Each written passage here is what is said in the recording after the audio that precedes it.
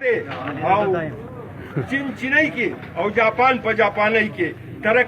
ترقی کوي لګیا دي چې هوښیار دی فرانس جرمن او داسې نور بلا کامونه هر یو کام ته خپله ژبه افتخار دی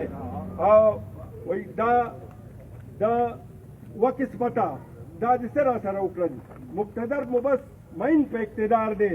یو په موږ باندې د نورو ملکي ده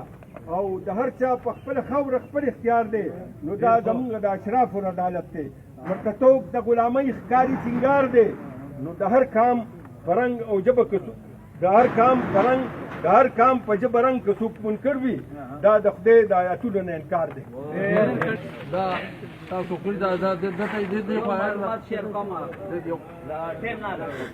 حفظ سکیم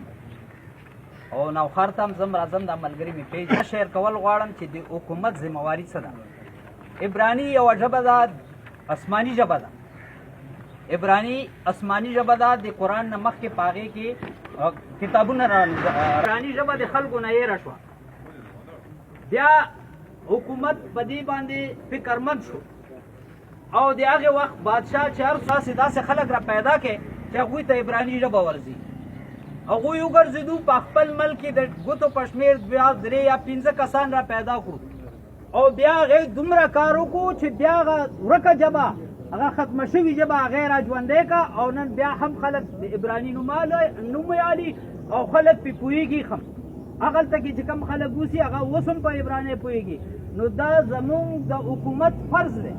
چې هغه زمونږ د قومي ژبو ته کار یوه ژبه ده شاعرانو ذمهواري نه ده د حکومت هم ذمهواري ده موږ مطالبه کوو چې دوی د دې سلسله کې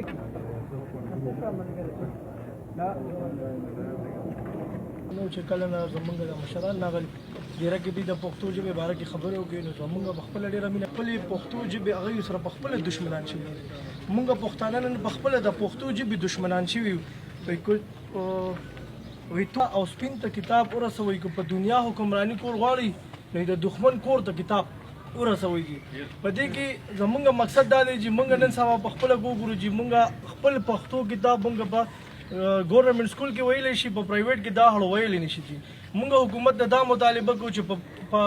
ګورنمنټ سکولونو کې او په پرایویټ دواړو سکولونو کې پښتو ژبه کتابونه ونیستل کېږي چې مونږ پښتو ژبه زموږ ماشومان هم زده کړي دا به زموږ د قوم او د ملک ترقي وي ټولنه راغونډې شوي په میاشت کې په 2 میاشتې کې په 3 میاشتې کې بس پکار دي چې مونږ ټولو یو ځای باندې یو غونډه کوو چې نوې لایحه عملو ته جوړوو د هرې میاشتې په لومړني اتوار باندې کېږي مهرباني وکړئ هغې له راځئ ټیم مو پرې واغسو ګوټه لګول ورته وي که څه راټه هغه ځان به مو پاس کو په هر هغه کې نمبر یې به مو ښې اخیستلې خو نن هم ما ته پته نه لګي چې هغه څه و چې ما به یادوو لکه که دا پښتو وه نو لازمي خبره ده چې دغه